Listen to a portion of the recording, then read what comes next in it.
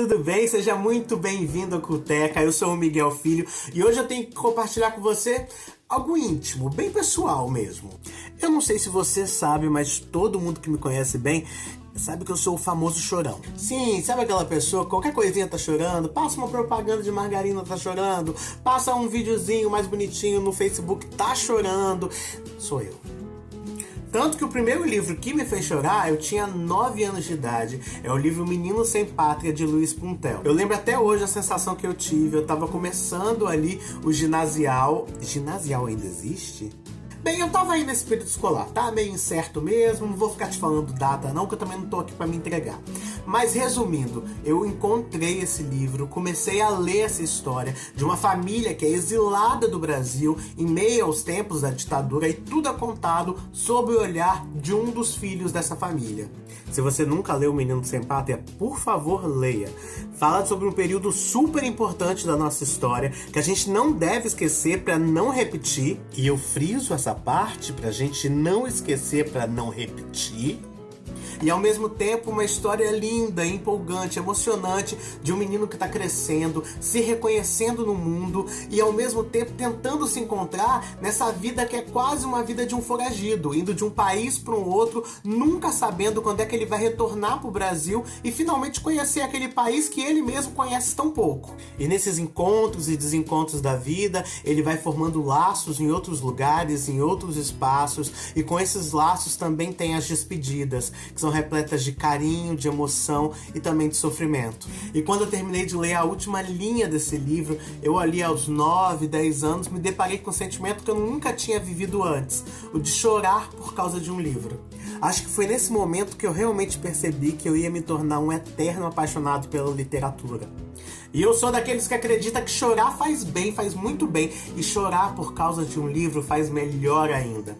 Então é pensando nisso, pensando na sua sanidade mental, porque a gente está no momento que a gente precisa chorar bastante para poder lavar a alma, para poder se sentir tranquilo, realmente em paz, que eu trouxe aqui uma lista de dicas com livros feitos para você chorar. Ou melhor, eles não foram feitos para você chorar, mas as histórias são tão emocionantes que é impossível você passar por elas sem derramar uma lágrima sequer.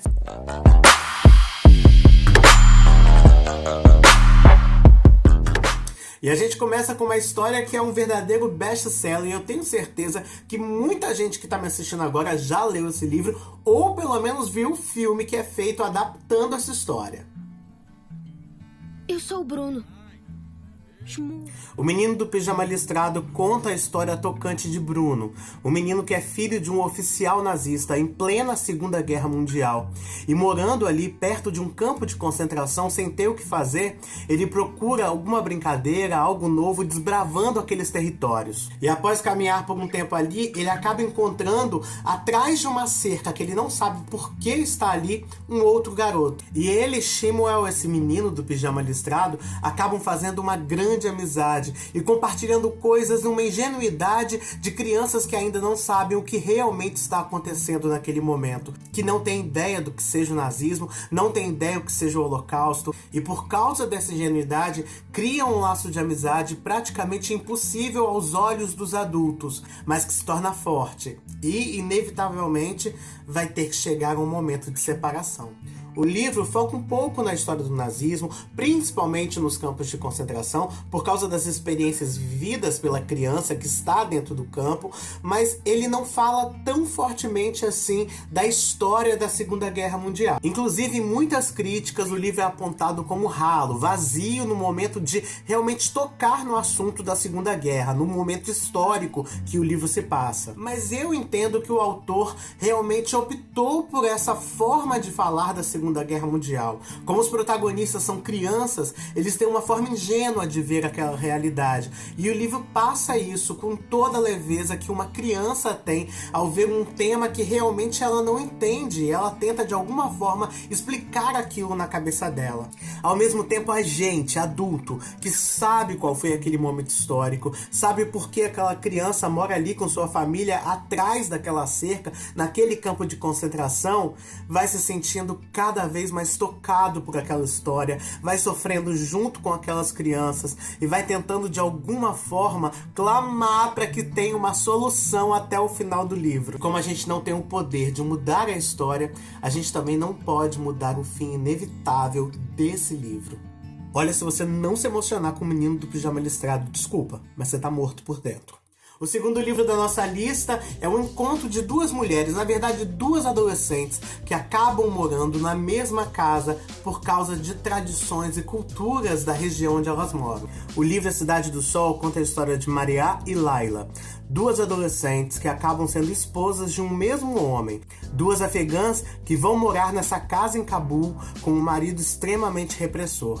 A história da Maria começa quando a mãe dela, trabalhando como empregada na casa de um homem muito rico, acaba se envolvendo sexualmente com ele. Ela fica grávida e, claro, o cara não vai bancar a amante na sua casa com essa filha bastarda. Ele acaba encaminhando as duas para uma outra região, para uma ilha ali perto da casa, onde ele vai constantemente visitar e levar mantimento para as duas.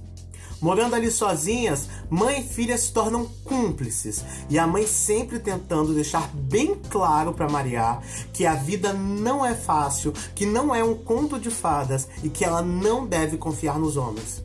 E Maria chega a duvidar disso até o momento que, infelizmente, a mãe dela falece e ela tem então que tomar um rumo na vida. Rumo que é decidido por esse pai, que nunca a tratou realmente como filha legítima.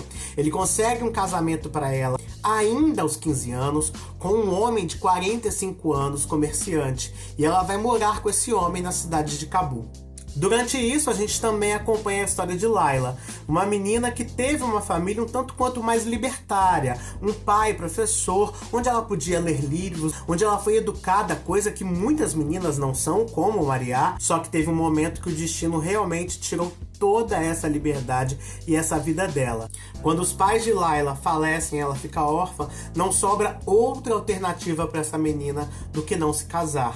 E nesse momento a vida coloca as duas juntas na mesma casa, porque Laila também se casa com o marido de Maria. E as duas juntas acabam criando um laço de amizade, mas ao mesmo tempo inimizade, que começa com desconfiança, mas depois se torna cumplicidade e afeto. E é bom também deixar claro que durante esse processo da gente conhecer essas personagens, sofrer junto com elas cada momento dessa vida muito difícil, a gente também acompanha a história do Oriente Médio, porque o livro vai usando como pano de fundo todos os acontecimentos políticos, históricos, que realmente formaram aquela região. E o livro coloca essas meninas nessa realidade islâmica e dá a elas a chance de tomar decisões fundamentais para a vida de cada uma. É um livro que faz a gente acompanhar, torcer pelas protagonistas e tem um desfecho de deixar a gente extremamente tocado.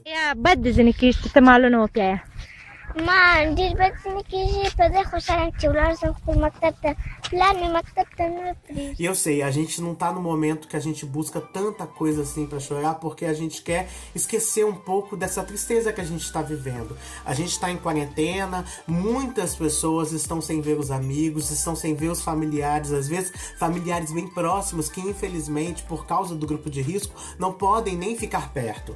Então a gente precisa realmente dar uma acalmada no nosso espírito. Mas a gente não precisa também esquecer de chorar. A gente não precisa também fingir que a gente não tá triste, fingir que a gente não tá passando por um momento difícil. Não, chore suas dores. É bom, vai lavar a tua alma. E se for necessário uma boa literatura para poder fazer você chorar e limpar a tua alma, vai atrás de um livro que você gosta, vai atrás de uma história emocionante, porque ela vira um exemplo não só de vida, mas vira também um escape para que você também não fique o tempo todo pensando nessa realidade que fica te destruindo, te machucando.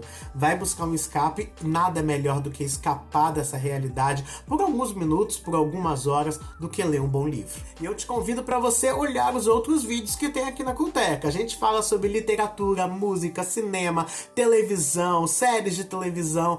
São muitos assuntos pra gente poder ter prazer nessa vida, pra gente conhecer novas culturas, pra gente poder experimentar novos tipos de arte. Tô te esperando no próximo episódio. Beijo grande. Tchau.